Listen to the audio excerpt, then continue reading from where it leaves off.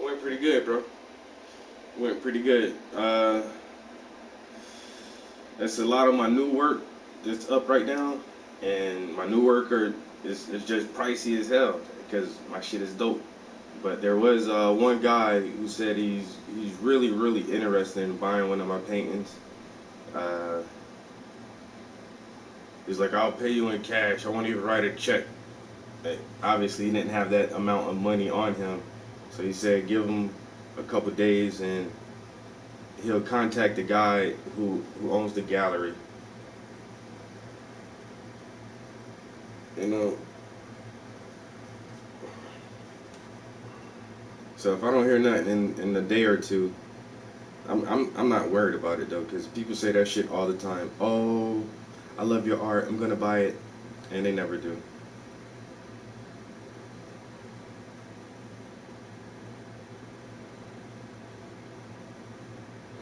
They never do. So it is what it is. That's like my the one series, the Complex Ion series.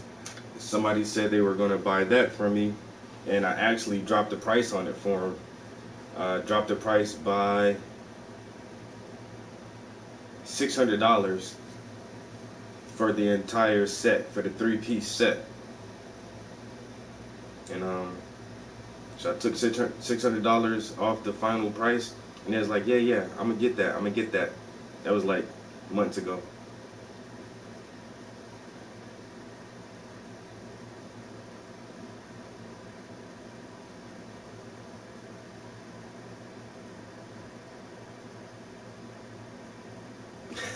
Thanks, dude. I appreciate it, bro. And then somebody contacted me like last month and said, hey, would you like to do a show for July? Now this was at the end of May. This was before June. And it's like, you want to do a show in July? I'm like, yeah. And then that was it. I didn't hear back from them all of this month. Well, last month. And then today I get a text message and it's like, are you going to be ready for the show Friday? I'm like, y'all ain't contacted me this whole time. I haven't heard from you in weeks. I wasn't even sure if that event was still going on.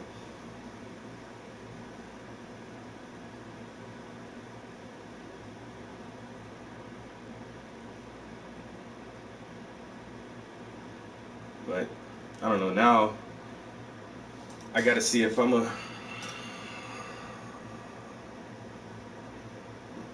got to see if I even want to do this show Friday. Like I've been running around so much and doing so much. Like I don't have no fucking downtime. And I started back working a regular job too. So it's like, what the fuck? But it is what it is to get that art out there. So I really want to go see this place first because honestly, I don't know where it's gonna be at. She gave me the address. So tomorrow on my lunch break, I'll probably go over there and check out the location and see what it looks like. If it looks decent enough for my art to be there, because I don't, my art is too good to just be in any old place.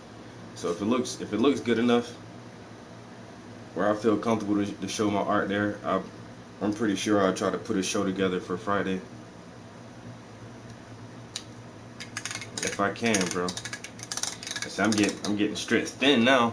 And I'm doing so many shows that I'm not really producing new works because I'm always running around trying to do an event. And like all of my new stuff is out now. Like I don't have, the only new painting that nobody has seen is the unfinished painting here. So I'm trying to actually get a couple of pieces done before the end of the year because I have a big show coming up in December.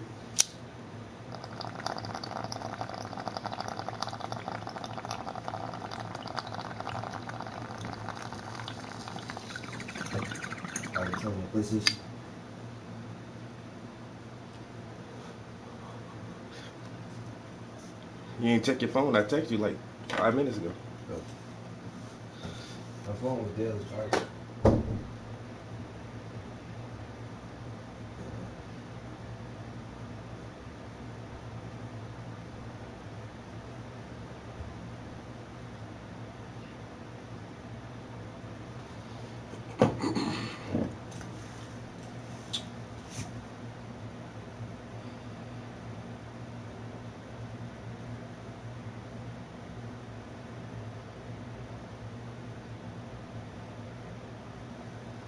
Yeah, exactly.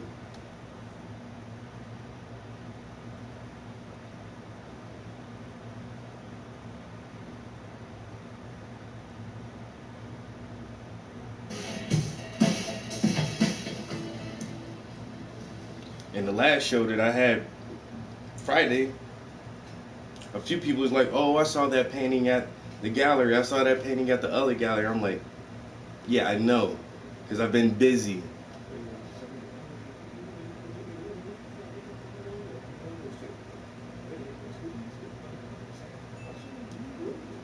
Visit, but strictly for medicinal purposes. The Knicks have a huge winning streak. Well, the premise is quite simple. Take something designed by nature and reprogram it to make it work for the body rather than against it. That sounds like the very definition of not simple. Movie hires Emma Thompson to be in it for 2 minutes to play the villain, I guess. Movie predicts Shaq will retire in 2010, but he retired in 2011. Reality 1, movie 0. So you have actually cured cancer. Also, yes, but in doing so, she created a zombie virus no one thought to worry about. So the glass is still kind of half empty here. Parker, why is the city... This is everything that's wrong with I Am Legend. That was a good movie though. Empty. What the hell is this supposed to be? Did Spider-Man orgasm his webbing all over this entire skyscraper? I don't care how much CGI is involved. I really love the idea of Will Smith and a German Shepherd living alone in New York City. 1 cent added for being a better movie than I expected. Yes, I heard what I said. Now do it. What you say? Well, he definitely didn't see that since he was looking forward and that came from the side. Okay, what the hell is he actually trying to do right now? Chase deer with his car? Well, he's succeeding, but what is his goal? To shoot one? Why not do it before now? Also, it's amazing how most of the roads are clear, allowing the movie to start out with basically what amounts to a Mustang commercial. I'd just like to point out that we're nearly 7 full minutes into this movie, and there's been basically 0 dialogue. Yet I, as a viewer, am fully engaged. Bravo, movie, once and all. Knock knock, who's there? Sudden lion! This deer's fucking deaf, and Will Smith's dog is amazing at not dogging through this movie, the way a real dog would, you know, by barking a lot. The dog isn't barking at the lion deer attack. He's just noticed the Sbarros in the background and remembered how shitty their pizza used to be before humanity died off. Movie predicts Batman v Superman 8 years before its release, but it's unable to stop it from happening. Also, if you look closely enough, you can see the suck actually dripping off this advertisement. Just the way you like it. Disgusting. This chore does not require an apron. Also, I'm sure she'll eat whatever you give her.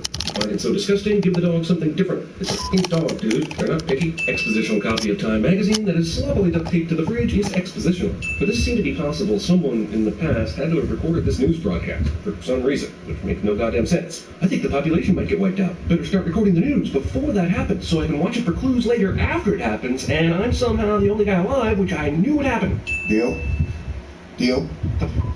Does this asshole have a hot water heater in every goddamn room of his house? Who needs more than one? He sleeps in this tub? How's that even possible? It's not like there are any chiropractors around and Jesus. After locking the doors and windows, the tub is somehow still an extra layer of protection for you?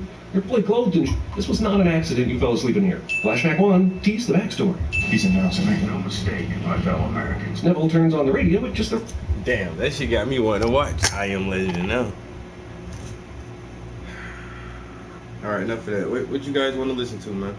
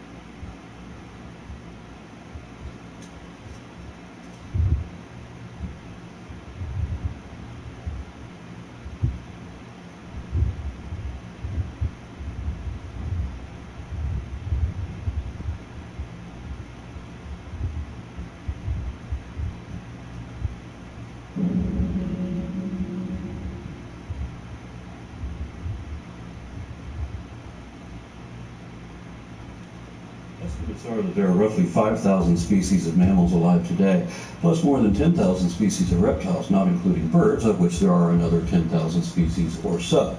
Then there are another 7,600 amphibians, amounting to roughly 33,000, mostly terrestrial tetrapods altogether. And that doesn't account for fish or insects, with a vast majority of life on Earth. Only the relative few. All right, listen to the numbers now. And this is the thing. I know I've been on this religious stuff for a while, and that's why I'm doing this painting. This painting is called, I don't know. I got 2 working titles.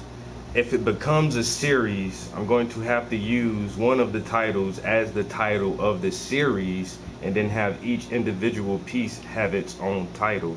Like the Reader series right now is 14 paintings, but all the paintings have their own names to them, which is very simple how I did that one. The Complex Ion series has 3 paintings, and each painting has its own name.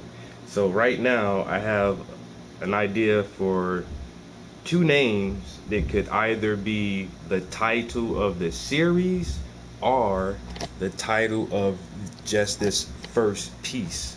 And that is, if this piece actually works out and I like it, and I do continue on with the next idea I have for it. So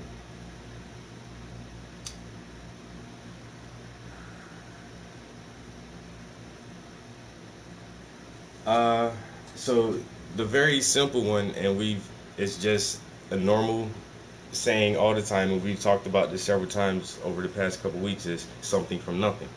I like that. Just that alone makes you start to think and ponder, if you are a thinking person, you know, and the whole idea and concept of something coming from nothing. And then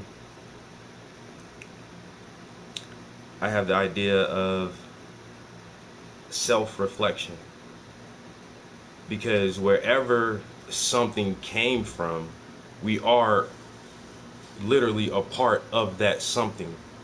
The same materials that make up our known universe and everything that we can examine, measure, and weigh, we're all made of the same shit. And so essentially, when we as humans try to figure out our place and what all of this is, since we're a part of it, it's just self-reflecting. We're reflecting on ourselves. When you ponder the universe, you're still thinking about where did you come from, not just the universe, because we are all a part of it. So I'm not sure if I want the title of the series to be self-reflection, or if I want the title of the series to be something from nothing, and this first piece be called self-reflection. But does that make sense? Am I just going out on a limb or something? And I don't know if you guys sat through it before, but so I literally want something to come from nothing. You get it? Hey man, my shit basic as hell, bro. I just do like some simple. I try to make my shit simple. What? Oh, that shit hot as hell. It's somebody reading a book.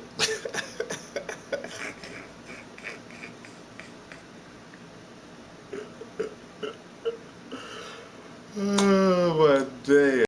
Yo. That shit is hot as hell. It's me holding a bone. That shit deep though, man. See, it's layers and levels to this shit, bro. Oh. But that's ingenious, right? I'm just saying. Kind of, maybe. I don't know. There's this one artist, I don't know why I never try to remember this dude's name, but and I've seen a couple of different ones where he actually manipulates the canvas itself. Like there's this one piece where it's a painting of a cotton field, and there's in the paintings there's some slave women picking cotton, and they're like in a row in the field, but then there's a section of the canvas in the outline, it looks like another lady picking cotton, the outline, but it's cut out. It's literally a hole in a canvas and it's cut out like where this other person should be, and then at the edge of the canvas is the lady, but like he has her painted sitting down smoking a cigarette. Yeah, that shit is hard as hell. Like she done ripped herself out the image. Like y'all, like the canvas then came alive, yo, and the lady is like, fuck that. She ripped herself out of the painting and moved to the edge of the canvas and sat down. Like that shit is hard as hell. But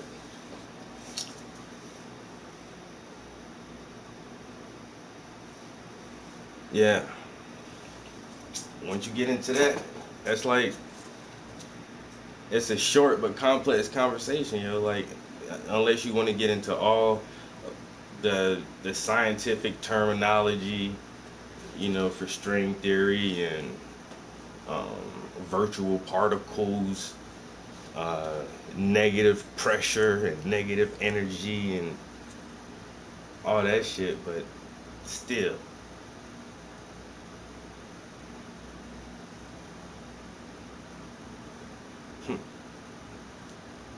Something from nothing.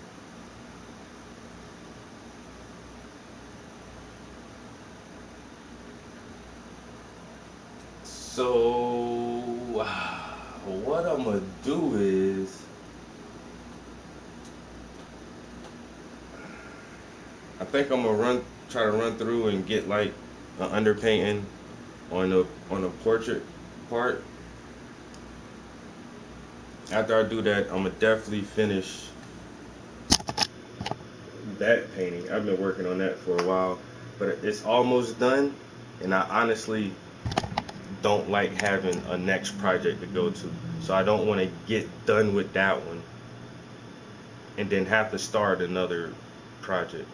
Like when I'm done with that one, I already got a project started. So I can just hop right into this and start adding more.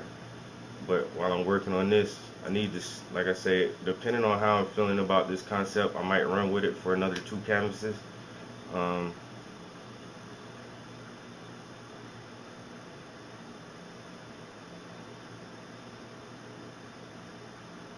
Probably gonna have to photograph some more because I was actually looking through some old photographs and something to use, or you know, some ideas or something, and I just ran across one of these old photographs right here that I didn't use on another series, and thought I might as well utilize it with this concept because when I was thinking about like how I wanted to do it,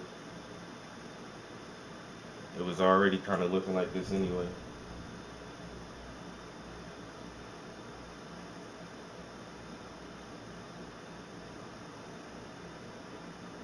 I might put some spray paint and everything on this.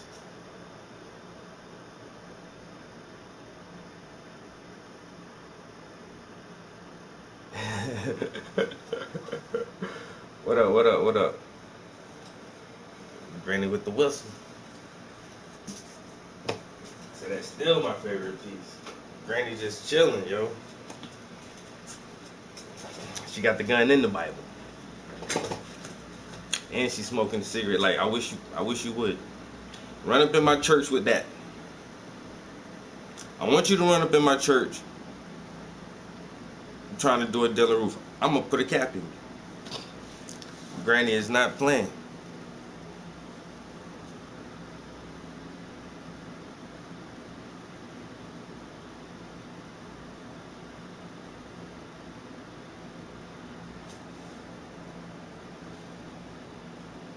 Peace and still.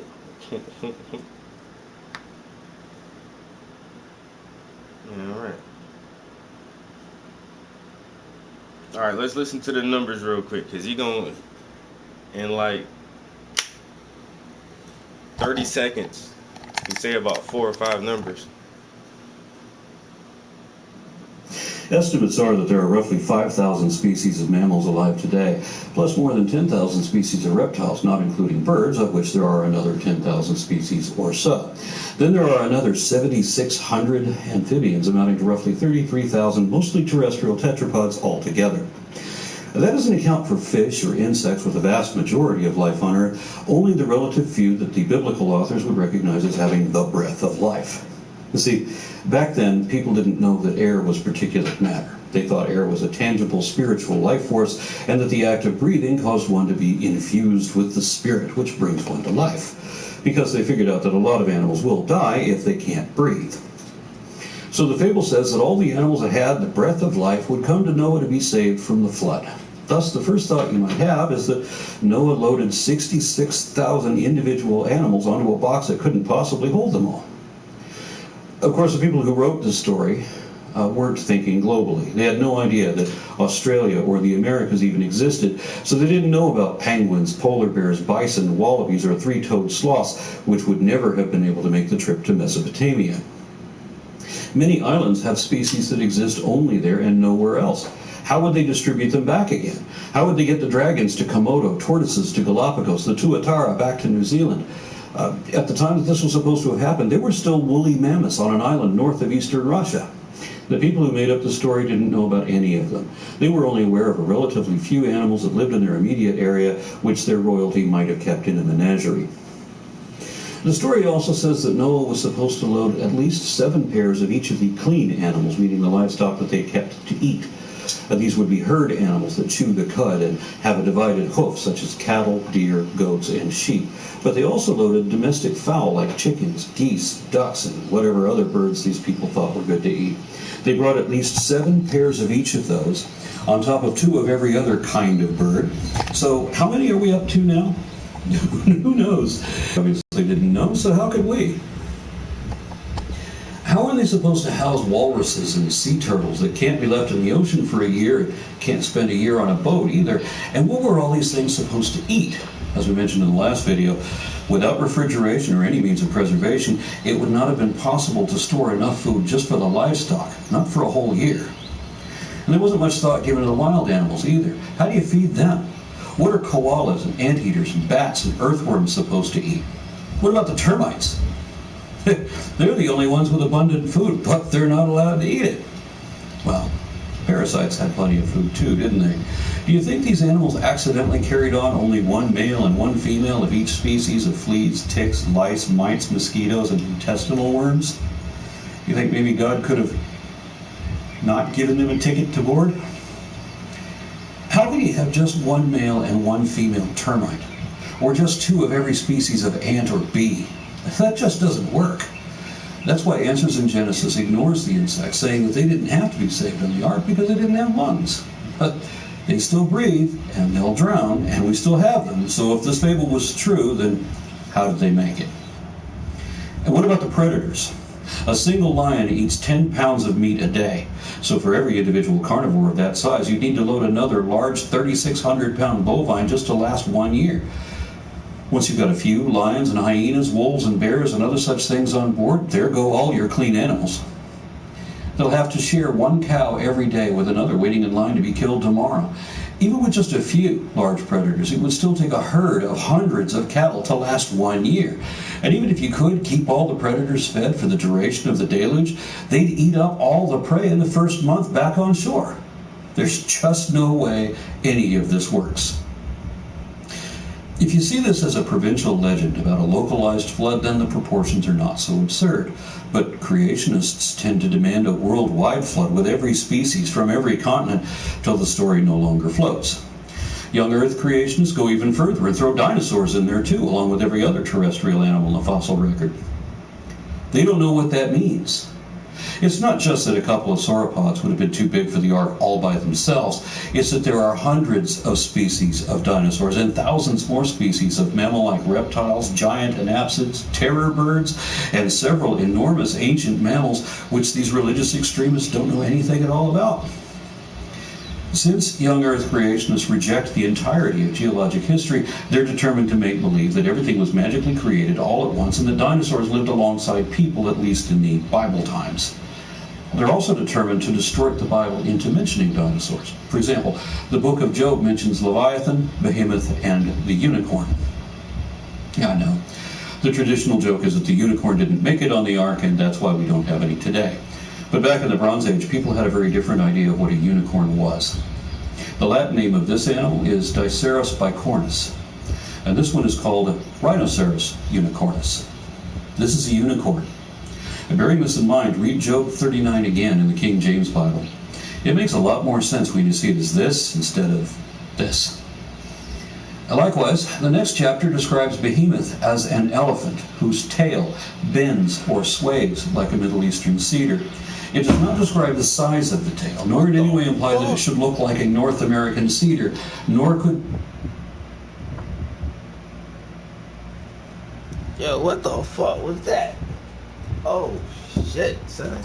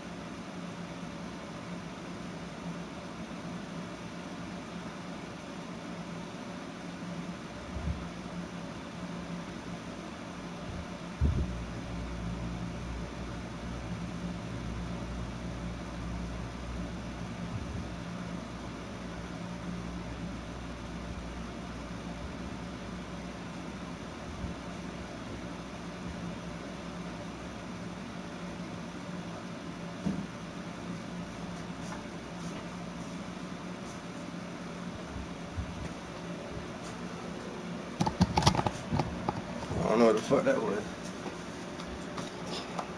Must have been nothing. I heard something. I heard I'm tripping. Did y'all hear it? Did y'all hear a bang sound?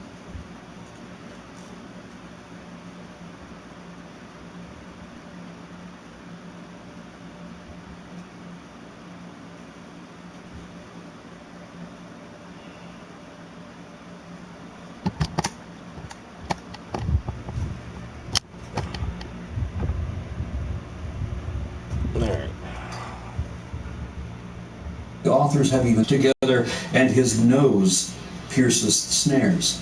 Or in other translations, they're trying to snare his nose. For these and other reasons, we know that this is an elephant.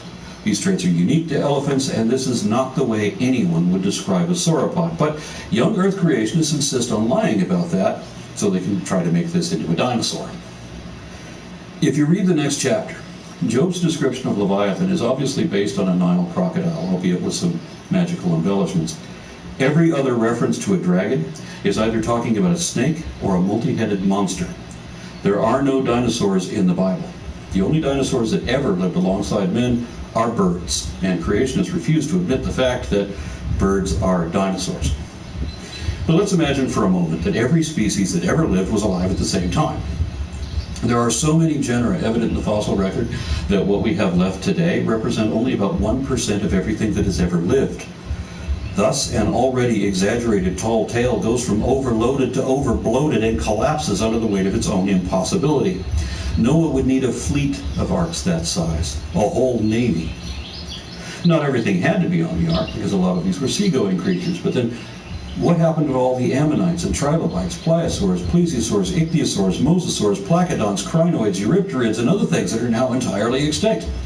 If God wanted to save any of these species, he certainly went about it the wrong way, didn't he?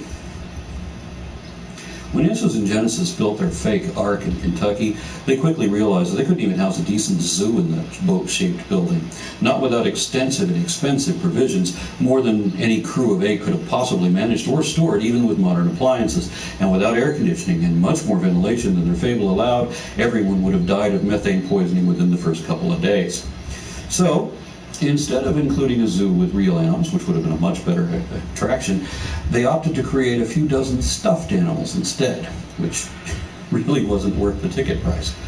These included a pair of dromaeosaurs, but without any feathers, of course, because they don't want people to know that dinosaurs were so bird-like. They know better, but they're not going to be honest about that, because it's all about make-believe, and they need to keep their people ignorant. And they also had Mesohippus and Pachycetus and Chalicotherium, and the reason for that is confusing. Being forced to defend an increasingly obviously indefensible myth, young Earth creationists painted themselves into a corner and used an unlikely excuse as their only escape. They realized that evolution was the only explanation they could use to reconcile all these impossibilities. The fact that finally clued Darwin to the idea that one species could diversify into many was the discovery of a collection of finches from the Galapagos archipelago. All the island birds were derivations of a common ancestor on the mainland. So if you only had that archetype, then that one species is as good as the 14 that evolved from it. So AIG said that they didn't need tens of thousands of species on their ark, just a few common ancestors from which they could derive everything else. Creationists don't believe in gradual evolution over millions of years, but they'll evoke a super fast, hyper-accelerated evolution happening in only a century or so if they need that type of excuse. If one lineage of dogs can produce 100 or a couple hundred recognized breeds, then one lineage of bears could produce every other species of bear, and so on. So how many cats were on the ark? Now, surely they didn't have every species of cat known to man, not when they're all the same kind. Why would you have 2 felines and 2 panthers and 2 scimitar cats when you could derive all 3 groups just from one breeding pair of proto-kitties, like a pair of prehistoric nymphorids, for example? These are a group of almost cats from the Eocene epoch. How long would it take on a young Earth creationist timescale for these to evolve into all the cats we have today? Well, there is a problem with that. Answers in Genesis said the flood happened less than 4,400 years ago, but we already had depictions of both lions and leopards with different kinds of house cats long before then. So each of these species already existed before the flood that never happened. Likewise, Pachycetus is taxonomically basal to the entire ancestry of whales. But if you're going to allow evolution to derive all these descendants and whales could have been left in the ocean, then why would you include a whale ancestor on the ark? Oh, yeah, because the Magic Book of Fables says that whales were created as they are on the 5th day. But then, why did they have Mesohippus, an intermediate stage in the evolution of horses? Why not derive all horses starting from the beginning with Eohippus or Hyracotherium? In fact, if you went just a bit further, you could have had Cambitherium, a taxonomic precursor of horses, rhinos, and chalicotheres. So why did they have all 3 of those on the ark encounter? Oh yeah, because their rhino cage was labeled unicorn. They had to do that in order to lend some credence to the fable. But the idea was that they could stock the boat with just a few basal precursors that could later branch into all the modern varieties. Well, except for dinosaurs, of course. They had already diversified into hundreds of species, and all of them became extinct immediately as soon as they stepped off the boat, along with more than 90% of everything else that ever lived. How's that for divine guidance? I know the Lord works in delirious ways, but having a shipment where almost everything is dead upon arrival is not survival. And creationists don't have a problem with microevolution, that's variation within species, but they're forbidden to admit macroevolution, which is variation between species, evolution at or above the species level. So they used to say that speciation was impossible until they found out that it has actually happened a bunch of times. So they moved the goalposts such that the evolution of a new species of finch are just changes within a kind. By mislabeling and misappropriating evolution in this way, Answers in Genesis figured they could generate every species alive today out of only 1,400 original archetypes on the ark, which they consider to be specially or magically created kinds. The Bible never says what a kind is. It says there are many different kinds of all sorts of birds, but it doesn't say what a sort is either, nor why there are different kinds within a kind. Why aren't they all the bird kind? Otherwise, everything is either cattle or beasts or sea monsters or creeping things. The people who cobbled together the Bible had no idea how to classify anything. They define things by what they do rather than what they are. So the Bible says that whales are fish and that bats are birds, and bats might occasionally be locusts too because of the way they swarm. Who knows? Of course, now we have a way of classifying life forms by what they are, by analyzing their morphology, physiology, development, and genetics, which also allows that evolution can be traced, so that things can be classified by their ancestry indicated in the genome. We see this demonstrated with the molecular phylogeny of living primates, a computer-generated cladogram based on analysis of multiple types of genetic markers, which confirms our familial relationship as one of the great apes. Of course, we've sequenced the genes of other organisms too, and they show a similar pattern. Studies of louse DNA show that human head lice diverged from chimpanzee body lice at about the same time that humans diverged from chimpanzees. Not surprising. But human pubic lice diverged from gorilla lice, and much more recently. How awkward is that? Genomic research consistently reveals evolutionary patterns throughout zoology. For example, I made a two-part video series on the evolution of cats and another one on the evolution of dogs, in which I referenced a number of chemically constructed cladograms, including a massive collaborative analysis of the molecular phylogeny of Carnivora. This used two different types of genetic analysis to confirm that cats are definitely related to meerkats, bearcats, and polecats, as well as dogs, bears, seals, weasels, hyenas, and so on. So they're not different kinds, they're all the same kind. And so it goes, with genetic orthologs linking every animal group in an unambiguous family tree that is also connected to other forms of life. Everything about phylogenetics is an inconvenient truth for creationists trying to avoid the truth. But it gets worse. Genomic research also shows periods of population reduction, with measured mutation rates to indicate when. These are consistent enough that comparative genomics of different populations shows that about 12,000 years ago, some unidentified cataclysm wiped out about 3/4 of most large mammals. This is not concordant with the flood, either in timing or effect. Some species went extinct, some came through all right, but cheetahs barely survived, meaning that so few of them made it through that there was a population bottleneck causing a loss of genetic diversity. This left cheetah DNA with the deficiency of being effectively inbred. And that was 12,000 years ago, thousands of years before the world existed, according to young Earth science deniers, and cheetahs are still suffering this effect. Now, if there was a global flood, it wouldn't just be cheetahs. Every terrestrial vertebrate would be similarly deficient. Studies of the human genome show that we've experienced a number of bottlenecks too, mostly associated with migration combined with a number of environmental factors. The most significant of these was more than 70,000 years ago, when the entire human population was reduced to only a few thousand individuals. And most people don't know that. And from that bottleneck, now if y'all study the patterns of human migration, of modern man, and that's how we're able to trace back the genetic Eve to modern humans, to a black lady from Africa, because there was this point where we just didn't have it together, yo. Shit was rough. Food sources were low, and there was only like one population, and just a couple thousand modern humans, yo. At one point, yo, like the modern human almost went fucking extinct. And that's where the first migration started, and they started moving north a little bit.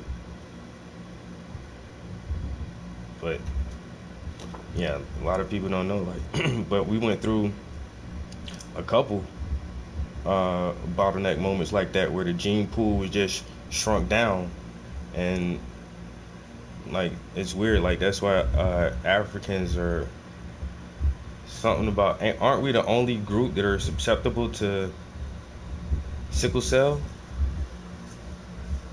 Like most people can't even get sickle cell, but from just the bottlenecking of our genes for so many generations, like that shit stuck with the original humans. Like the first humans had that genetic disorder.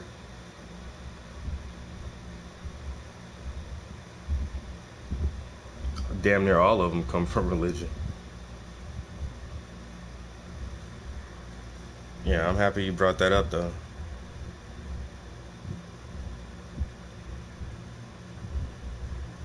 But then just in you know, the small time frame that we've been here as a species, like we diversified very, very little. Like we're all humans. Like it's only like very, very few variations, unlike other species of animals. Like they just said that bears are more related to cats than anything else. I always kind of wondered what the fuck was what species, phylum, genus, order, whatever a bear was in. It's Felinius baratosis. I don't know.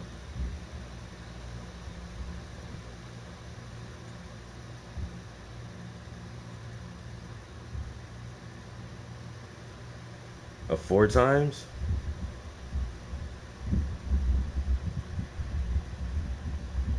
So what are white people? Genetically deficient originals. I say this: the darker your skin is, the closer you are to what the original humans look like. The lighter your skin is, the further away you look from the original humans. That's all it is.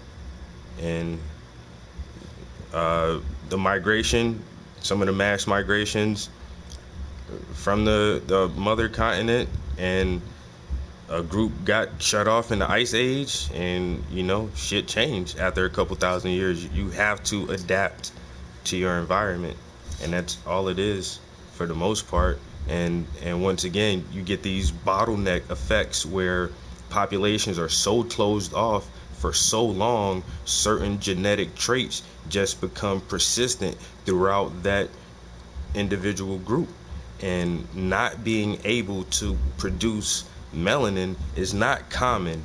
Like when you think about every country on this planet, most people are brown at least.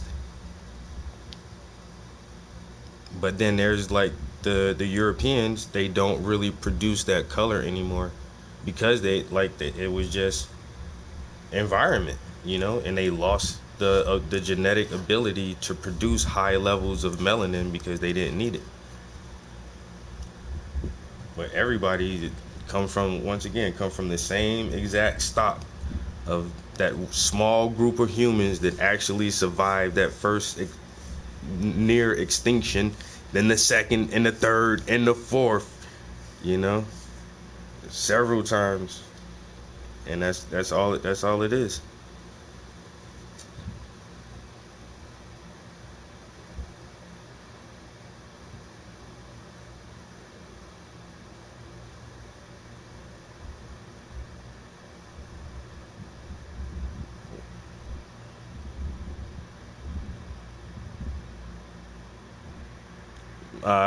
Yeah.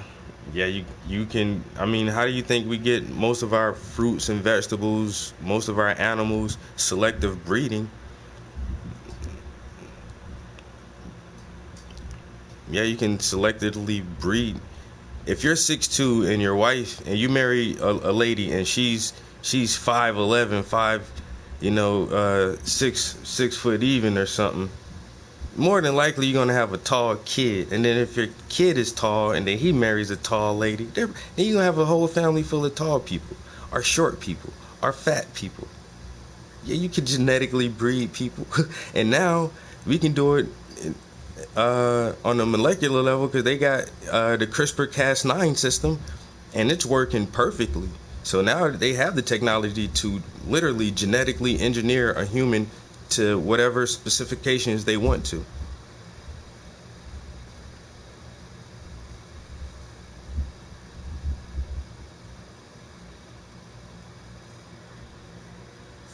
Yeah, that's what some of the Muslims say, that there was a breeding experiment that already happened. Of years before the world existed, according to young earth science deniers, and cheetahs are still suffering this effect. Now, if there was a global flood, it wouldn't just be cheetahs. Every terrestrial vertebrate would be similarly deficient. Studies of the human genome show that we've experienced a number of bottlenecks too, mostly associated with migration combined with a number of environmental factors. The most significant of these was more than 70,000. Okay, well, there's another layer to that too as well. Listen to what he says right here at the beginning of this paragraph. Experienced a number of bottlenecks too, mostly associated with migration combined with a number of environmental factors. The most significant of these was more than 70,000. Migration and environmental factors. But then you have to take into consideration that the modern humans that migrated the furthest away, they interbred with other subhuman species, the Neanderthal, and they bred with the Denisovan.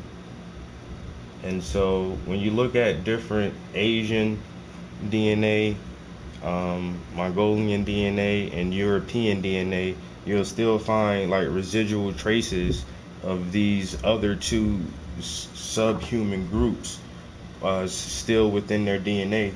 But if you go to the heart of Africa, you won't find any kind of admixture in a pure African DNA whose ancestors never left, and they're like pure humans, like 100% humans.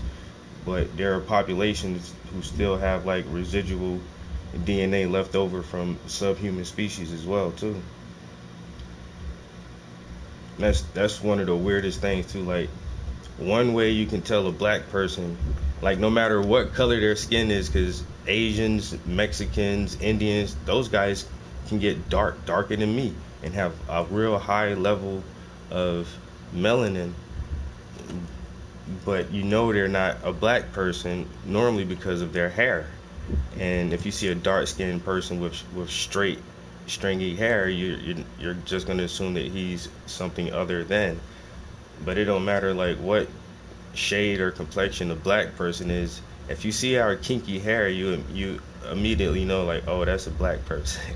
And it's like black people are the only people to have that genetic code too, to have the really tight coiled kinky hair, when every so-called race, every other race has like straight stringy hair.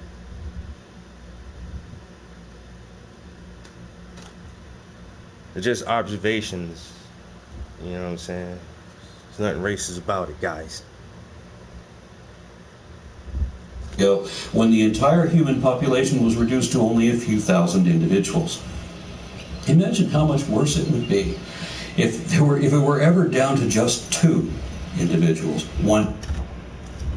Bro, I done listened to almost every Alan Watt episode. I got Alan Watt on DVD. I got Alan Watt episodes on CDs. Why you think I'm in here painting and not watching sports? You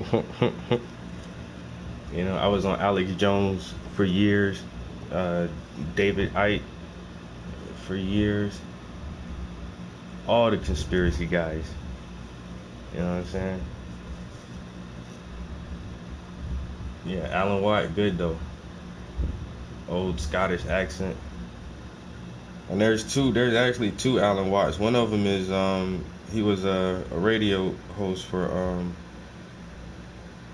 uh, cutting through the matrix. And then the other Alan Watt is like this old philosopher type dude who studied like Hinduism and Buddhism and all that stuff, and then try to break it down for the Europeans to understand that shit, to tell them like, yo, your religion is fucked up, and European culture basically has you thinking backwards as shit, and we need to change the way we think.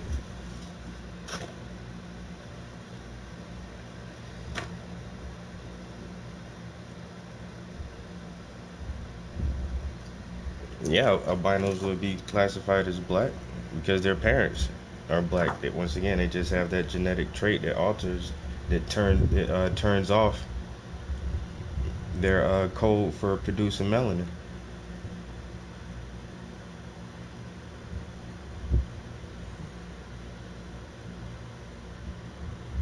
That's what my man Leo Muhammad said one time too. Like, it's like the two blackest people in Africa, in dark Africa, can lay down and make a white person. Literally, can make a white person. It don't happen all the time, but it happens enough. It's like two white people can't never make no black person. You ain't never see that shit.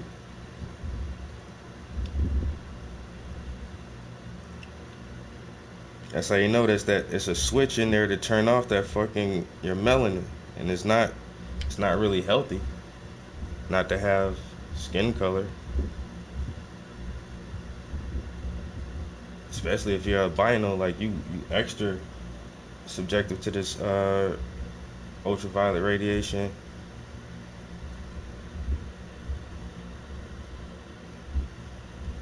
But when I was growing up, I lived right across the street from a family. It was 3 kids. It was 2 brothers and a sister. And the brothers, they weren't twins or nothing.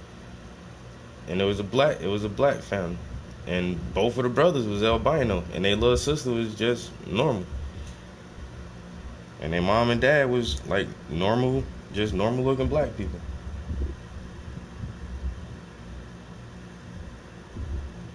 And they had that shit happen in their family twice to 2 siblings. I was like, dang. I mean, what are the odds of that?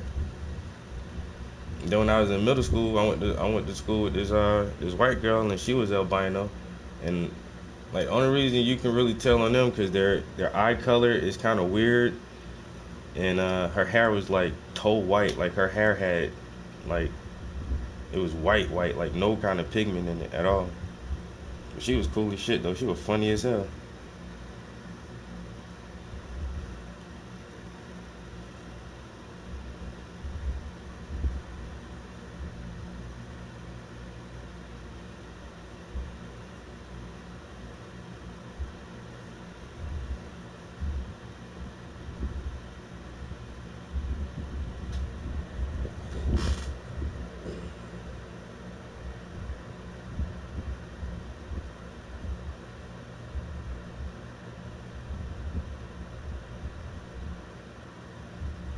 South Africans. What, like white South Africans? What about? Or South, like black South Africans? And 1 female, such that You know, Elon Musk, the dude, the president of Tesla, the car company. Yo, he's from South Africa. A lot of people don't know Elon Musk was born and raised in South Africa, but he's lived in America so long. He's an American citizen now. So, in all actuality, he's an African American. I just always think that's funny, yo. Elon Musk is an African American. If I ever meet him, that's gonna be the one question. I'm not gonna ask no kind of science question or nothing. I'll be like, yo, how often are you called an African American? Would you object to be would you object to being called an African American? I don't like the term. I don't want to be identified as a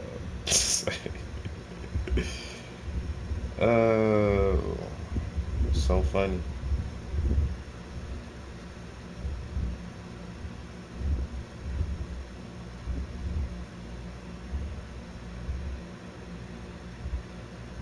That's not funny to you guys? My bad. Alright. Yo, Elon is our Einstein. I never thought like I'd live to see an Einstein in my generation, but we got one, yo. That's crazy, and like he's alive, and like yo, history's gonna make this dude into like he is like a fucking genius. But I can see like myths and legends arising about this dude. He's gonna be like one of them, literally like Tesla and Einstein.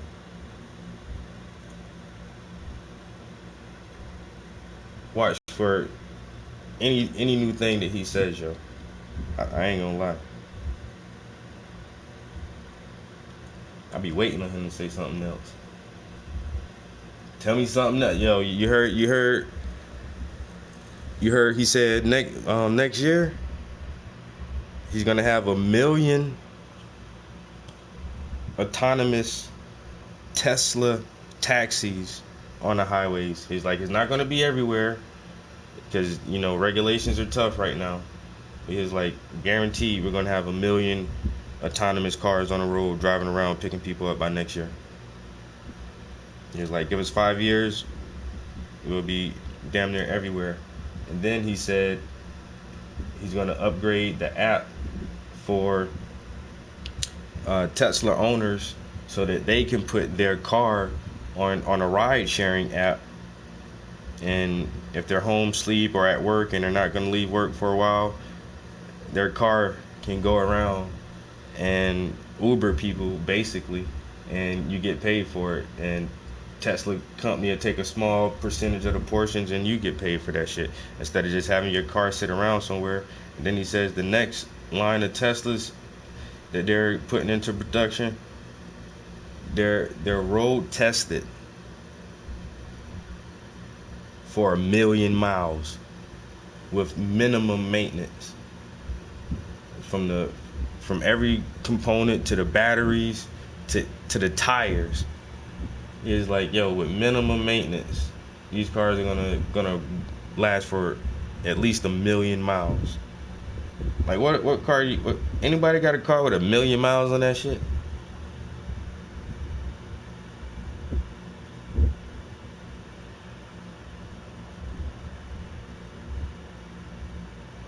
He about to kill the whole auto industry. You buy a Tesla for 45 grand, 35, 45 grand. You put it on the rideshare app, and then you slowly make your money back over the years, because it's gonna last for 1 million miles.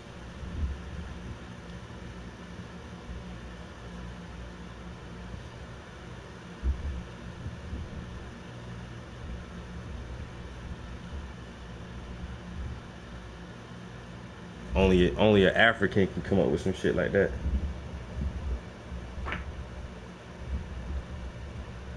Yeah, where he talks about Neuralace and neural net and how he's basically making the Matrix, where we're going to add an extra tertiary layer that essentially connects you to your phone so that you can interface with this new emerging AI, or else it'll overtake us, and he is going to make you a superhuman.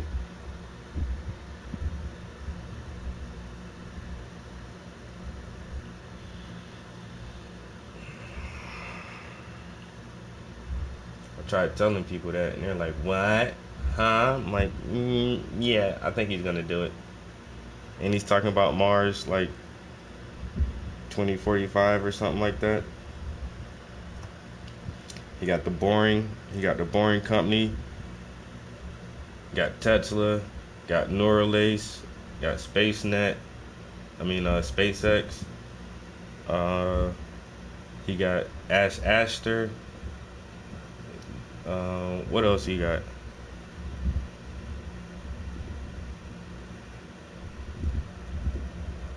Dude, he doing that motherfucker doing the most. He is doing the most.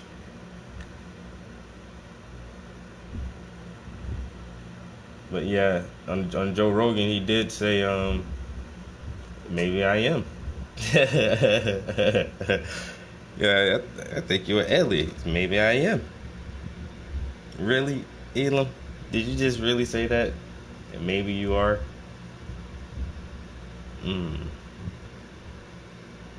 Gotta think on that one. Was he joking? Or was he telling the truth jokingly? Because a lot of truth can be said in jest.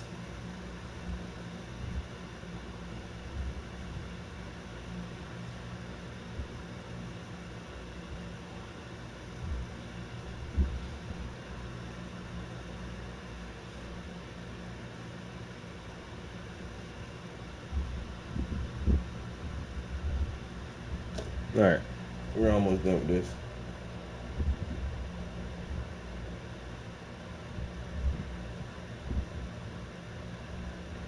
God damn. Word, 520. And I still sold it for $2,000. What year was it? Damn. That's crazy.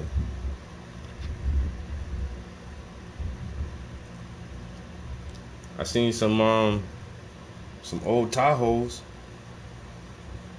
with like 400,000 still running.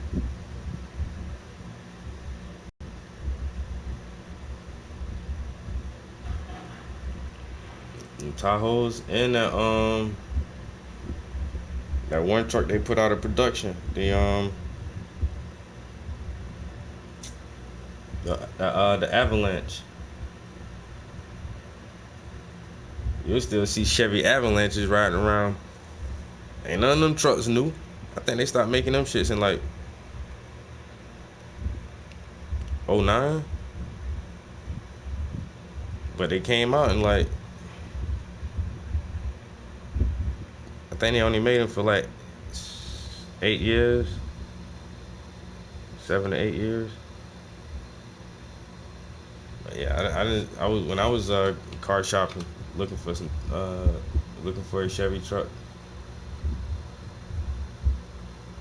Motherfucking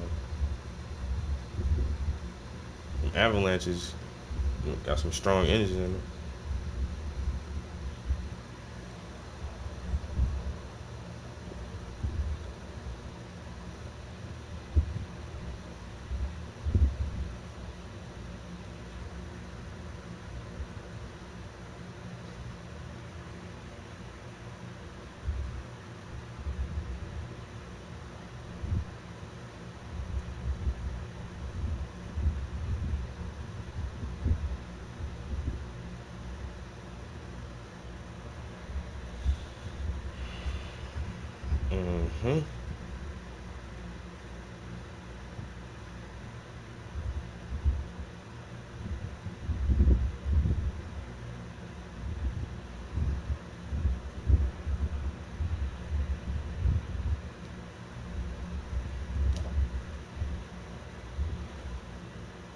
All their descendants had to be incestuous.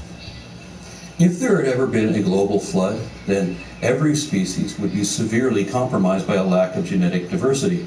If anything survived, and as we explained in previous videos, nothing would have made it past that, not even the animals on the ark. It's not like creationists are ever going to admit that anything ever proves them wrong, because everything does, and they've already made public statements to the effect that they don't care what the truth is. They're going to close their eyes to that and make believe whatever they want to believe. So what they did was adapt Linnaean taxonomy into a bogus pseudoscience called baraminology. This holds that normal taxonomic hierarchies of evolution are correct, and thus the phylogenetic tree of life is correct, but only to a point. After which they say that everything comes down to an estimated 1,400 original kinds from which everything else is derived. But they will not disclose where that point is. It used to be the species level until they found out that speciation happens. Ken Ham of Answers in Genesis admits that he arbitrarily moves that point around, such that it is usually the species level, but sometimes he'll push it back to the family level, ignoring the fact that humans are still in the family of apes, which he's already said he will never admit despite any amount of proof to the contrary. This is critical. If evolution from common ancestry is not true, and some flavor of special creation of as yet unidentified kinds is true, then there would be some surface levels in a cladogram where you would accept an actual evolutionary ancestry, but there must also be subsequent levels in that twin-nested hierarchy where life forms would no longer be the same kind and wouldn't be biologically related anymore. At that point, they would be magically created separate kinds and distinctly unique from those listed around it, as well as those apparently ancestral to it. So creationists have to show at least a handful of these Barrowmans and show how we can distinguish them from their parent categories.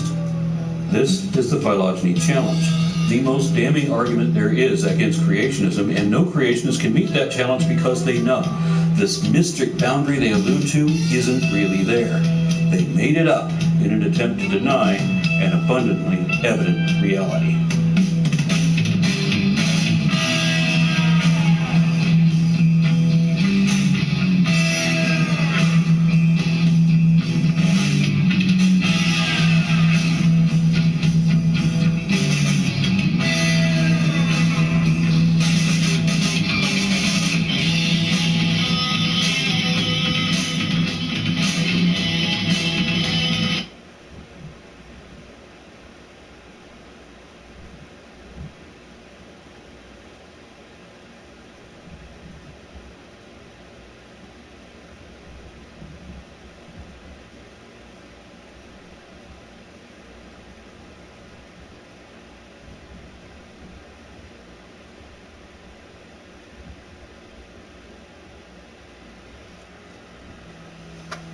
There's a scripture verse I say to my kids a lot. Oh wow. You just put out a scripture verse commercial Before from we your can talk YouTube? about how anthropology disproves Noah's flood, I'm going to have to explain a few things about human evolution that you likely wouldn't know unless this is a subject that you're passionate about. These are concepts that are commonly misunderstood, but which you need to understand before I can make my point, or the next video in this series won't make sense to you either. Recently, there were a couple sensational news articles claiming to rewrite the story of human evolution. And one of them has a 7 million year old fossil hominid unearthed in Greece. And the headline says this means that humans came from Europe rather than Africa. But there's a couple of problems with that. One is that every time the news mentions any new fossil find, they always say that it's going to rewrite the theory of evolution, as if we'd all gotten it wrong until now. It doesn't seem to matter that whatever they've just discovered usually matches up with everything we already knew. Now, we knew there were at least 50 fossil ape species then that we don't have left today, and we already knew that some of them lived in southern Europe, so this isn't really news. It certainly doesn't mean that humans originated in Europe.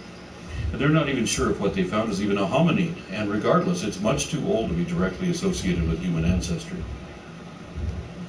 The various species of humans within the genus Homo evidently evolved from Australopiths. Our closest known ancestral archetype is Australopithecus afarensis, also known as Lucy, although she was just the first of hundreds of her species to be discovered. So when I say Lucy, I'm referring to the whole species and not any one individual.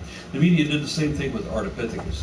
Artie was older than Lucy, so headlines proclaimed that Lucy wasn't our ancestor anymore because journalists don't understand paleoanthropology, and sensationalism is what sells the news. So let me set this straight. Lucy is roughly 3.2 million years old. Artie is more than 1 million years older than Lucy, and this new one from Greece is millions of years older than Artie. Artie's descendants may have led to multiple branches, only one of which include Lucy. Lucy's lineage led to multiple branches, only one of which include humans. Gregopithecus may have been one side branch that was probably not ancestral to either Artie or Lucy or anything else in the human evolutionary line. Maybe they're thinking that evolution is a linear progression rather than flowering lines of descent, each with their own branches, which may lead in different directions. Or maybe someone with that image in mind has also heard of the human migration out of Africa, and maybe they think that that momentous occasion only happened once, but it happened a few times, just with humans, and a few more times for each of our ancestors. And before we get into those ancestors, you need to understand how new species evolve. It's not that there was ever a first human baby born to a bunch of apes. Instead, it would be a gradual emergence of one group who are initially virtually indistinguishable from all those around them. It's when indicative traits spread through and change the whole population over time, just like the way languages evolve. There was never a first guy to speak French, Spanish, or Italian arising out of a population of Latin-speaking people. Instead, if you find some intermediate literature like the original Don Quixote, you'll notice that it's not quite Spanish, but it's not just Latin anymore. It's transitional. The changes are so subtle over whole populations, over many generations, that you have to go away for a while and come back to notice that, hey, they're different now. So following this pattern, the earliest apes in the fossil record diverged from Old World monkeys in Africa, and both have since spread throughout the tropics, as well as into the temperate regions of Asia and Europe roughly 12 million years ago. Then we move to hominids like Ardipithecus and Australopithecus.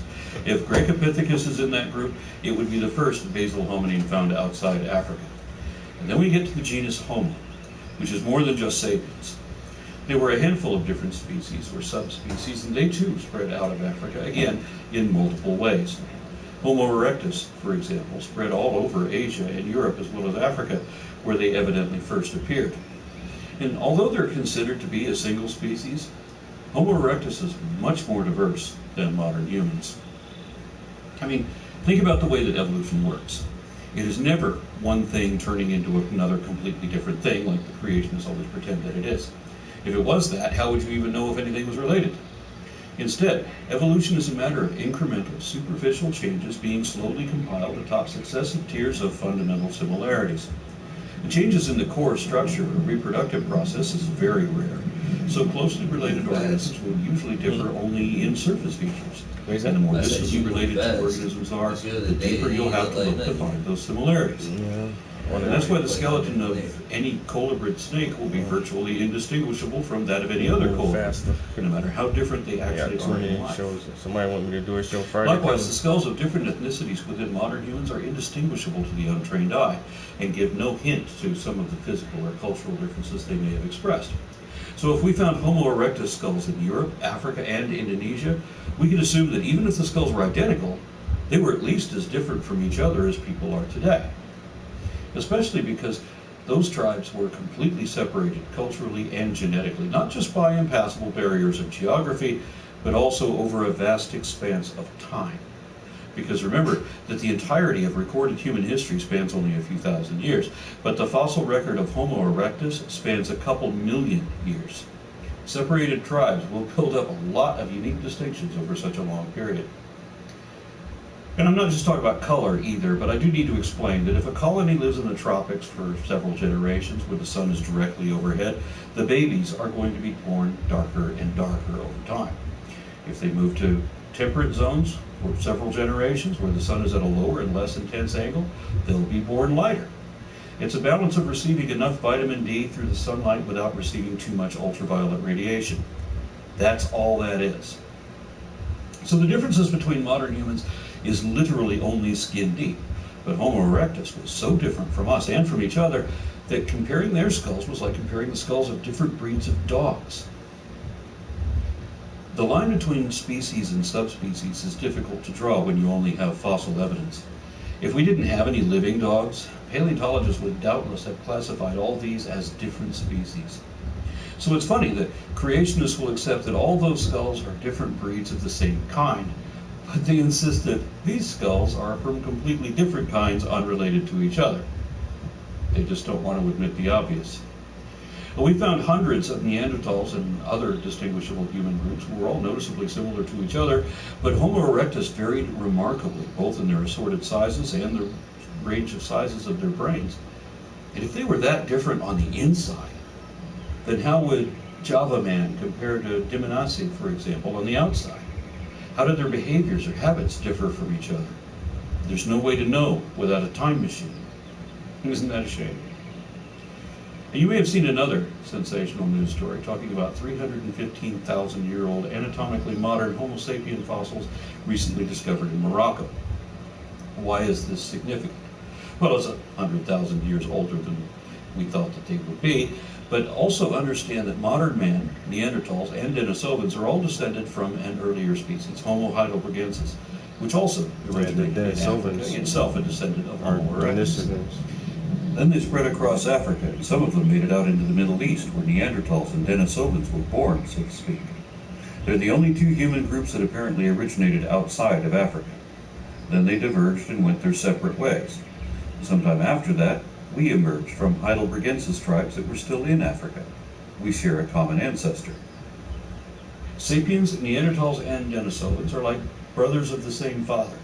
Neanderthals are like our older brothers, a couple 100,000 years older. They were tougher and stronger than us, and even had bigger brains than most of us, yet they didn't make it, possibly because they had more hindbrain than forebrain. So they apparently didn't think like us. There's only a small trace of Neanderthal DNA in each of the ethnicities that passed through the Middle East in early migrations out of Africa. But none at all. This guy is, oh shit, this guy is pretty good. Now I said that on his last video. He's restating the facts. Like he know, like there's still Neanderthal DNA in Europeans, right? Like that should be common knowledge. But that's where I almost stopped it earlier when he said about the depigmentation due to environmental conditions, and he said that's the only difference in human. It's literally skin deep. But then he comes back and says that, you know, some groups of humans still have other DNA from subhuman groups, so it's more than just skin deep.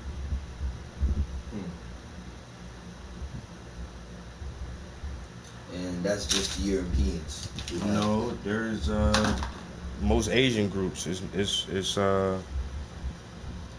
more Europeans, and basically it's only groups. There's groups of DNA in Africa that is not tainted by any other subgroup of humans.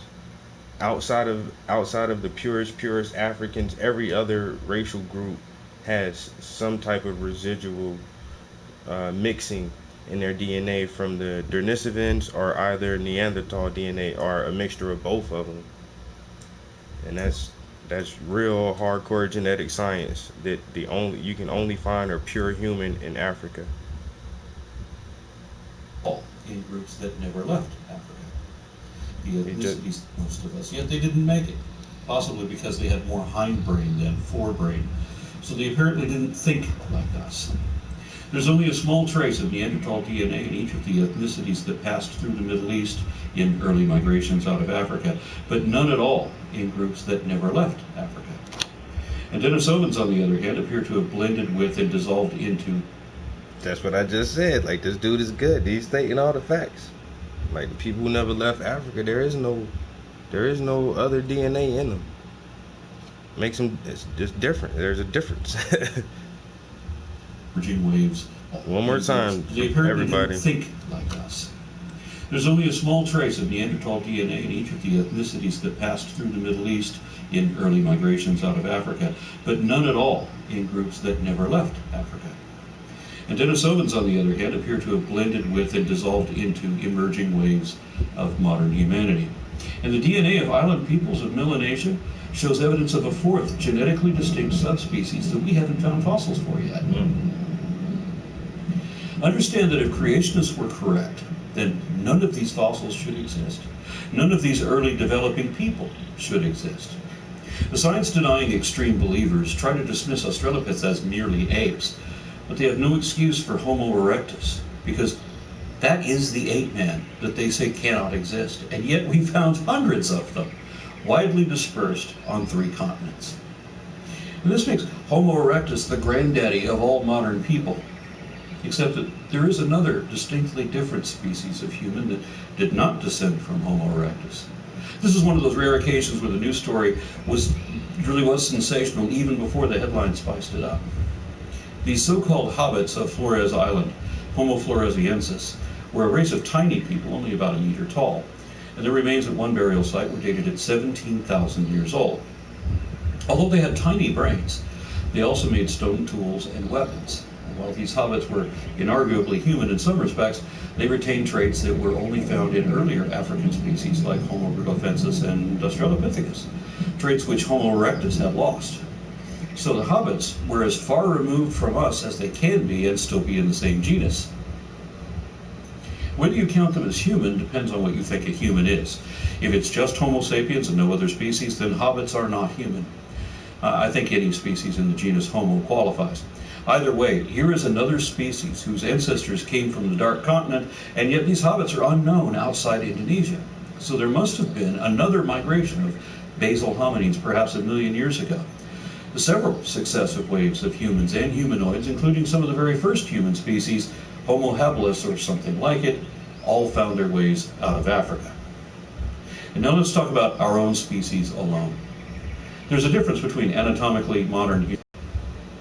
The difference is subtle. They both look exactly the same. It's only a level of intellectual aptitude, of competence, cognizance, or comprehension. And it's still a subtle difference even then. Other Homo-sapiens were already making tools, inventing languages, and cooking with fire. Anthropologists determine higher order thinking through the complexity of the artifacts that were made or the presence of jewelry or other forms of art. These indications of advanced consideration only appeared in the last 90,000 years or so, and again, the oldest of these artifacts are always in Africa. Archaeology and paleontology can only tell us so much. Genetics can correct our impressions sometimes, but usually confirms what we already know and then fills in the rest of the story. This is important, and it relates to the next video too. Because our species has lived in Africa so much longer than anywhere else, there is more genetic variability there than anywhere else. As people migrate across the globe, they only take a fraction of that genetic variation with them. And everywhere they go, some people stay and colonize new communities, while the nomads among them move to new lands, creating a series of population bottlenecks, with each community flowering out of small connected populations. So we can trace these migrations in the genome of descendant colonies all along that route and everywhere else. Population geneticists have found hundreds of thousands of genetic markers with genotyping and sequencing techniques, comparing whole genomes from thousands of individuals in over 100 locations around the world. These show patterns of migration in the form of bottlenecks and genetic variation, resulting from small populations in isolation, as well as the subsequent appearance of unique genetic markers peculiar to each of these groups. They've also established a way to date these migrations, with significant mutations such as a genetic marker occurring in mitochondrial or Y chromosome DNA at an average of once every 60 generations or so. And what these combined international studies show is at least one significant exodus out of Africa, roughly 60,000 to 70,000 years ago, and 90% of everyone else, everywhere else, can trace their ancestry to that event. And we're not just talking about 8 people coming off Noah's Ark either. This was a mass exodus of thousands, leaving a continent that was already populated top to bottom. And while there is no evidence of a global flood, paleoclimatologists have found evidence around the world of shorelines fluctuating substantially as a series of ice ages advanced and receded. At times, the sea levels dropped so much that it joined many island chains into passable walkways, and archaeological evidence from these early human migrations have been confirmed in areas that were once inhabited or traversed, but are now underwater. It wasn't just one migration either. The people living in Papua New Guinea show 2% genetic traces from a smaller, earlier migration. And this is backed by the fact that 90,000-year-old stone spearheads in North Africa match some found in India from 78,000 years ago, an earlier migration. They didn't use carbon-14 to date that either. The spear points were buried in the eruption of the Toba supervolcano. So scientists used potassium argon to date the igneous rock and volcanic ash on top of it. 10% of Europeans can trace their genetics to one mitochondrial Eve, an earlier immigrant from roughly 40,000 years ago. And Native Americans can trace their ancestry to a Y chromosome Adam from 20,000 years ago who came from Asia. And so it goes for everyone in the world. And some Chinese scientists believe that their people had evolved directly from Homo erectus in Asia, independently of the rest of Homo sapiens emanating from Homo heidelbergensis in Africa. If true, this would have made Chinese a different subspecies and not Homo sapiens at all. And they had a rich fossil history of Homo erectus and the type of stone tools that they thought could go along with this idea, but nothing conclusive. And seeking genetic proof, They singled out a male genetic marker that only appeared in African sapiens about 80,000 years ago. So any man who carries that marker must have recent African ancestors and can't be descended from the more recent Asian Homo erectus. They took DNA from over 160,000 ethnic groups around East Asia, over 12,000 samples. We did not see any, even one single individual that could be considered as the descendant of the Homo erectus in China. Rather, everybody was a descendant of our ancestors from Africa. Wow. Sorry, man. For the bitch ass chromosomes. Bonjour. Mon ami. But yeah, the Asian dude, he sound sad when he had to say that. Check it out. He sound real sad. I see It was the Asian dude saying all that? any, even 1,000 ethnic groups around East Asia. Yeah, Asia. It was like some Asian scientists was trying to prove that they didn't originate from Africans. It was like, yo, we came from a different group that was already in Asia that evolved completely separate and independent from the African prototype. And so they conducted this massive DNA study to see what the results would be and prove that, you know, there are some Asians without an African marker. Descended from the most recent Asian Homo erectus. They took DNA from over 160,000 ethnic groups around East Asia, over 12,000 samples. we did not see any, even one single individual that could be considered as the descendant of the Homo erectus in China. Rather, everybody was a descendant of our ancestors from Africa. Sorry, man. Sorry, man. So everyone in China can now trace their ancestry back to Africa, just like everyone else, everywhere in the world. How does that match up with the story of Noah's Ark landing on Mount Ararat, which is in Turkey? And why the African done so wrong then? If this is common knowledge, everybody know that they come from the black man. Everybody know that. Everybody come from the motherland, from the black woman and the black man, and they treat it so bad. I could understand that. And they just destroy the continent, just rape all the damn resources and minerals, and it's the weirdest paradox ever. Now consider this. The oldest complete skeleton ever found in Britain was from a man who died over 9,000 years ago, before any date ever suggested for the flood. Now, if you're a creationist, then you'll likely ignore mitochondrial mutation rates, radioactive and age over 6,000 years or so, even when multiple dating methods match. But you should at least expect that if he lived in Britain and he died in or before the flood, as he surely must have, then he couldn't possibly be Noah's ancestor, which means he couldn't have any living descendants. But if Noah's Ark is just a fable, and if he does, they're probably English. But this could only be the case if there was never a global flood. So if you're a creationist, you'll be disappointed to hear that the DNA in his bones positively identified a direct genetic descendant living only a half a mile away.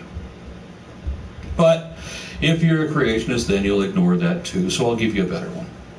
All along the Pacific coast of the Americas, there are archaeological artifacts such as arrowheads, spearheads, wooden tools, campsites, and whole settlements with animal hides and discarded remains of nuts, berries, potato skins, and even human bones.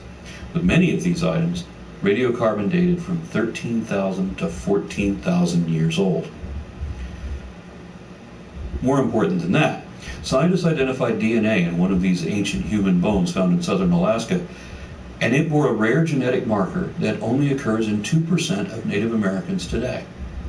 Anthropologist John Johnson spent 15 years collecting DNA from modern Native Americans, and he found that rare genetic marker not only in the bones of the Ice Age, but recurring in a series of existing Native American communities all along the Pacific coast.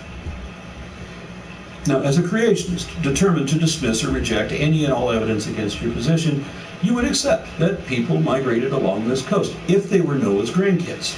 And you'll make up whatever excuse necessary to dismiss all the cross-confirmed dating methods too, imagining that these people somehow spread out and populated the world at hyperspeed, with reproductive generations as fast as that of rabbits. Such that a migration that really started with thousands of people and took tens of thousands of years could somehow be accomplished from only 8 people in only a century or so, because everywhere in the world was immediately inhabited right after the flood. Well, that is something I never thought about, actually, about Noah's Ark. Yeah, because the Bible is 2,000 years old. God wiped out the entire population of humankind and the bad angels and the Nephilim and the giants and everything, and wiped everything out and said Noah family was going to be the only family. And they populated the whole earth in 2,000 years. Damn. Well, less than 2,000 years, because hell, we got so many 1,000 years of history already. That's yeah, that's incredible. Yeah, for real. I never thought about the repopulation of the earth in such a short time after the flood. 14,000-year-old potato skins. You know them shit's crunchy. That's my son. Hey.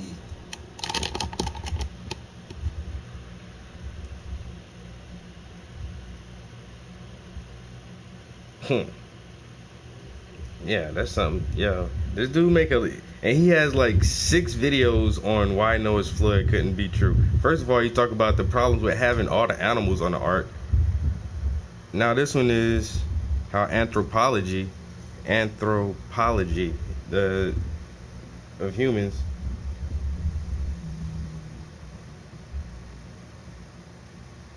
Damn. That's all they did. Hyperspeed, with reproductive generations as fast as that of rabbits. Such that a migration that really started with thousands of people and took tens of thousands of years could somehow be accomplished from only 8 people in only a century or so, because everywhere in the world was immediately inhabited right after the flood. Actually, it was already inhabited even during your flood. We know that none of that is possible, so the flood didn't happen. But you wouldn't accept that. And another thing that you cannot accept is this rare genetic marker, exclusive to Native Americans, proving that the people who were already there thousands of years before the flood are the direct ancestors of the people who are still living there now. They couldn't have all drowned thousands of years ago and then be replaced by Noah's kids with the exact same DNA. Therefore, there can't have been a global flood. All the evidence from every source aligns, whereas believing in creationism requires continuously making up excuses to try to explain away every indication of reality. Radiometric dating and luminescent dating of ancient footprints and archaeological artifacts, as well as human remains, all match mitochondrial dates. So the archaeological, climatological, paleontological, and molecular evidence all match. The only thing that doesn't match anything, and therefore doesn't work, is a contradictory compilation of man-made mythology from the Middle East.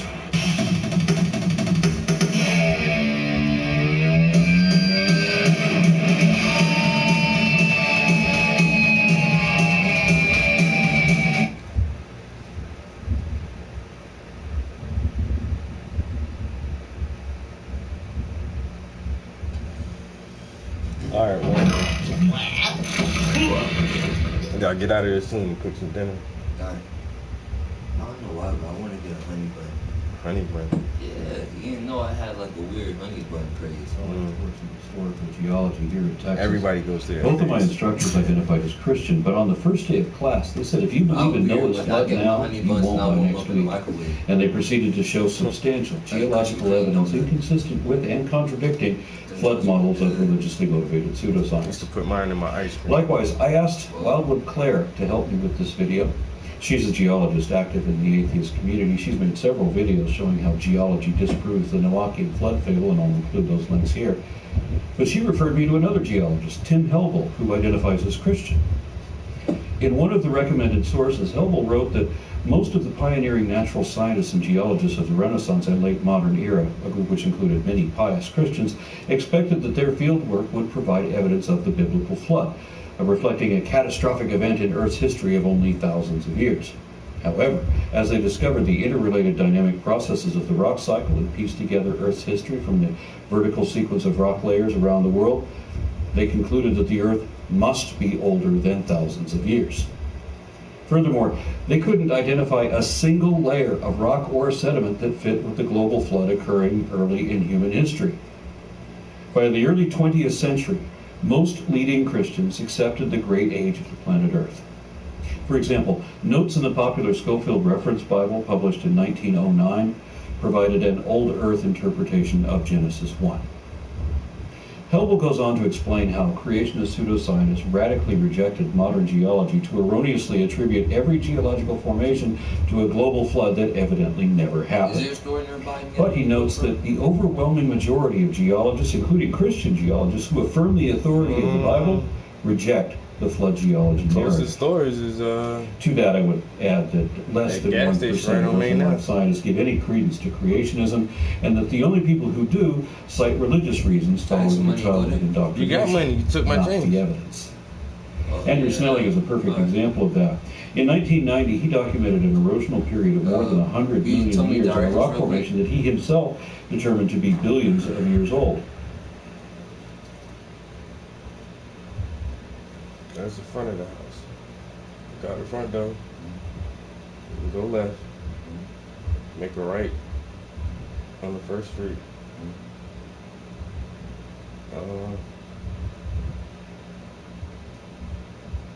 Yeah, I guess that, well, that'd be the easy way for you to find it. But when you get there, you can find the way that you and Nasir took back. Okay. Go to this corner and make a right and go down to Main Ave and then go left, and everything is down left. We go to Main Avenue? Mm-hmm. Is that where like the clothes and stuff is? Mm-hmm.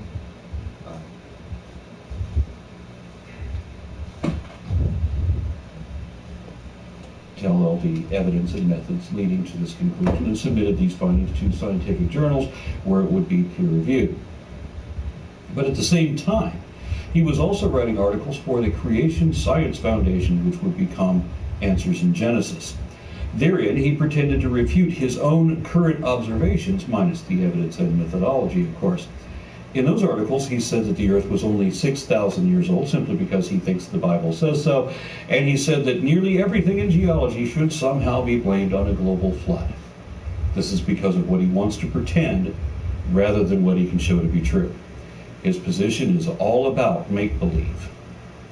To work at Answers in Genesis, scientists have to submit a signed copy of their statement of faith, promising to adhere to that and swearing to promote Christianity regardless what the facts are, since their statement of faith also says that they will never accept nor even consider any evidence that proves them wrong.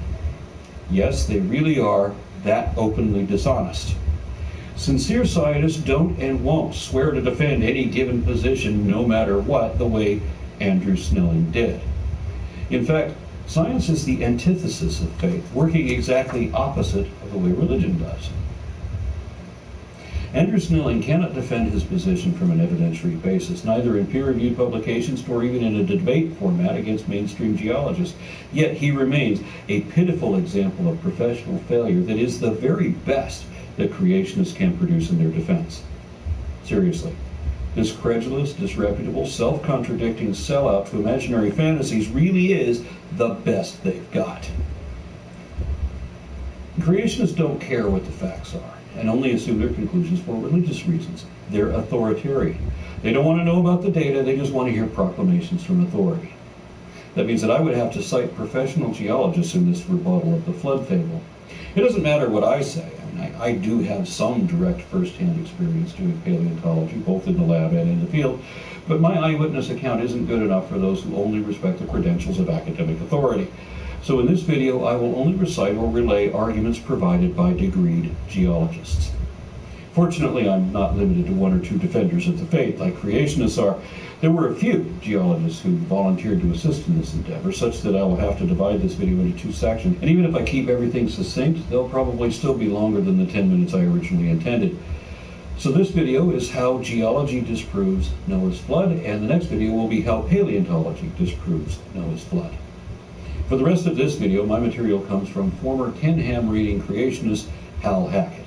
He has a Master of Science in Geology from Northern Illinois University and says that none of his graduate work in paleoclimatology could have been remotely factual if there had been a worldwide flood. He also has a Bachelor of Science from Wheaton, a Christian college that has taught Old Earth geology continuously since the 1890s. For every one of Andrew Snelling, there are dozens of evangelical Christian geologists, just counting Wheaton alumni. The school itself is officially creationist and contains a lot of diverse creationist views, but in the natural sciences department, you suddenly stop finding young earthers. Telling, isn't it? The people in touch with the relevant evidence believe in geologic time. Even in a school where almost 100% of the social network is evangelical Christian. These students do not reject creation science because it's good for their social lives. They do it because the evidence compels them, even when they have their God glasses on. The central claim of flood geology is that billions of dead things buried in rock layers laid down by water all over the earth provide evidence of a worldwide flood maybe 5,000–10,000 years ago. It's worth remembering that this is exactly what the scientific community assumed in the 1700s. Since then, geology has emerged and developed into a unified body of understanding based on numerous interdependent fields, which in turn are composed of the hotly debated work of hundreds of thousands of active researchers. And none of that research makes any sense except for how it relates to all the rest. But the young Earth creationists who helped start geology didn't know about two things: Earth history and plate tectonics. And we'll consider Earth history a little more closely in the next video. For now, we'll just look at tectonics. Creationists today don't have a problem with Pangea. Pangea is the shape the Earth took when the dinosaurs arose, and creationists like to use dinosaurs as missionary lizards to evangelize children. There's something like a flood geology consensus between Answers in Genesis and Institute for Creation Research that Pangea is what the world looked like right up until God hit the reset button.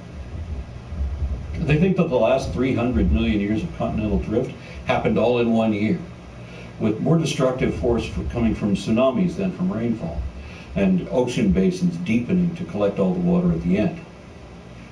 Creationists don't have much problem with the separation of South America and Africa, but they have no idea that East Antarctica and North America were together 2 billion years previously, because they don't have a view of how continental drift brings the continents together naturally every several hundred million years. There were 6 supercontinents before Pangea, most of which only saw single-celled life. And the reason why that matters is that for flood tectonics to be true, then either 1, 3.5 billion years of tectonics would have to happen all in 1 year, or 2, God skipped the 3.2 billion years and started the cycle at Pangea. Now, when plate tectonics happens, the ocean crust gets subducted, dragged under the continent crust down into the Earth's mantle. And sometimes we can use geophysical techniques to peek down into the mantle and see remnants of a subducted oceanic plate. It's actually rare to get a good look because they only last so many tens of millions of years. But if flood geology is honest, then the mantle should be full of spent oceanic slabs, all in exactly the same condition. Structural geology is the field of study for how rock bodies behave under the stresses of burial, and it would be largely non-existent with flood tectonics. Solid substances, like rocks, have to behave differently under different timescales. For a rock to bend, with new crystals forming simultaneously in the free space on the outside of the bend, chemical exchanges have to happen one by one. So it takes a lot of time to accumulate much change. If the chemistry were to happen faster, the rock would be liquid, not solid. If you could compress 300 million years of mass movement into a single year, the deformation would be brittle. You would still need sources of kinetic energy to do all the pushing and pulling, and you would still need physically impossible physical chemistry in order to get the minerals forming in time. And that's before we even think about how destructive this much kinetic energy would be. Whole regions of land would just explode up into the sky, inflicting impact and concussion trauma on every living thing, and certainly filling the atmosphere with dust for years. Real extinction events are nowhere near this high impact. It's important to remember that all geologic processes are processes of entropy, dissipating energy left over from the solar nebula. Flood tectonics imagines some of this entropy happening supernaturally quickly, but the physical explanations are connected, and you can't change some of them without affecting the others too. Now let's not forget about the minerals that have to form in mud layers and deformed basement rocks after Noah's flood. One of the most valuable tools in geology is the petrographic microscope. It's an amazingly simple idea. You have a slice of rock thin enough to fire light through, and then you examine each mineral through a microscope. Microscopic slides alone reveal so many details about a rock's origin and history that to think that the whole stratigraphic record came from a single common event only gets more and more absurd. And as we look around the world today, we see all the same kinds of rocks still forming, each in their own particular way. Coral reefs take tens of thousands of years to build because they build one generation at a time, and each generation truly needs its time in the sun. Flood geologists don't believe in thousands of years between the creation and the flood, so there's no way they can explain coral reefs without ignoring everything else we know about them. Carbonate muds, like the Solnhofen limestone where Archaeopteryx was found, are from a highly specific, highly stable lagoon environment with the right oxygen content and the right redox conditions. It is hard to imagine what would more completely prevent the formation of carbonate muds than a worldwide flood. The St. Peter sandstone, which forms the primary aquifer for the city of Chicago, was a river delta and or coastal shore environment at the end of a Mississippi-scale river. The sand that this river left here has been eroded at the surface for thousands and millions of years. It is one of the cleanest, purest sandstone formations in North America. Worldwide floods can't make clean, pure sandstones, especially not if there are tectonics happening too. Only rivers and beaches can do that.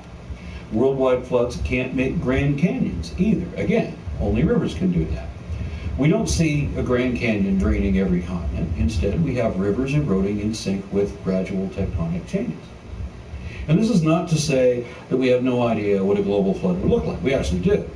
There are some mega flood deposits in eastern Washington state, ripple marks hundreds of meters long. They happen when an ice dam broke in a nearby glacial lake. Strange, then, that such landforms are not typical on every continent. With water catastrophically washing all over the earth from the oceans, surely these mega ripples should mark their progress. Unfortunately for flood geology, mega ripples only happen when glacial lakes break, and mega floods are not broadly responsible for Earth's landforms. Geomorphology is an entire division of geology attesting to that. We can even look back into the past and see how geomorphology worked differently before the evolution of rooted plants and trees. Hydrogeology is about groundwater. Groundwater can only move so fast. Just try moving a lot of groundwater quickly. You'll rupture or liquefy the ground you're working with, and that's what hydraulic fracking is. Groundwater is a problem for flood geology because it hasn't all been in the ground at the same time. Not even close. Groundwater is commonly tens of thousands of years old, and some of it will take a few million years to get from point A to point B. It is impossible to speed that up without perforating the conservation of energy. If groundwater had a shared creation event, or even a shared flood event, the geochemical signature would be grandly diverse and completely unmistakable. The groundwater can be dated by radioisotopes like beryllium-10 and carbon-14, which are generated in space-atmospheric interactions, and it is extensively computer modeled. Creationists who have yet to benefit from scientific computer modeling may not understand the significance of that. Computers basically give us the power to look to the back of the book and check the answers before we turn in our homework. Computer modeling lets us find out if we're missing part of a complicated explanation. And that's why scientists find it helpful where creationists can't. And geochemistry is the application of chemical principles to geologic reality. Ecosystems depend on their specific geochemical equilibrium conditions in too many ways to summarize because reality is complicated. If you have a worldwide flood, you shut off every nuclear power. Even if you miraculously save every living thing on Earth, you'd still need a magic ecological defibrillator just to get the system working again. If you mix the geochemistry of the whole Earth's surface, you will instantly kill 99+% of the biomass.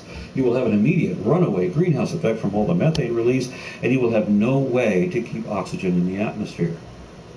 Now let's say God takes care of all that. His magic is strong enough, right? He still has to fake a kaleidoscopic variety of evidence to get you to believe what the data says. If there was a worldwide flood, salt flats would dot the continental basins, most of which would then be unusable for centuries. Large sections of them would remain unusable, and all of them would share geochemical traces. None of them would have natural soil horizons. The biblical authors didn't know that because they didn't know how any of these things work. Different isotopes of the same element share chemical properties but have slightly different physical properties. As a result, different isotopes experience physical changes differently, which means they end up concealed differently in different parts of the Earth's system. We can measure the ratios in different parts of the system and use them to learn about the processes of change. Radioisotope geochemistry gives us numerous independent absolute dating methods for rocks and minerals. Carbon-14 and beryllium-10 are two radioactive isotopes produced in the atmosphere by cosmic rays. The amount of beryllium-10 will tell you how long ago an Earth's surface has been buried or exposed.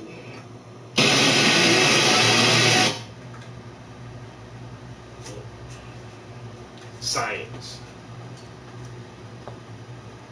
Alright guys, it's almost 7:30. I gotta cook dinner. I'm getting hungry and I got work tomorrow. I appreciate everybody chilling with me. Oh shit. I'm trying to get an underpainting on this new project right here.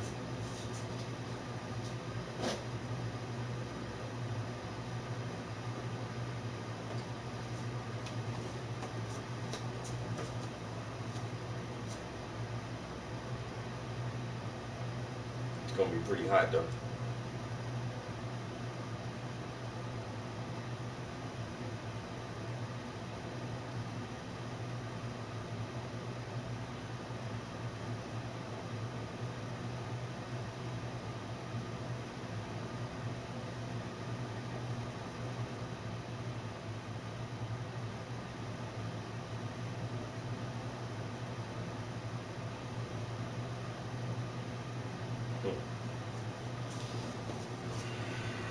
Alright, let me go. About to go throw these steaks on the grill. Hope y'all guys have a good evening, and I'll catch you next time. Peace.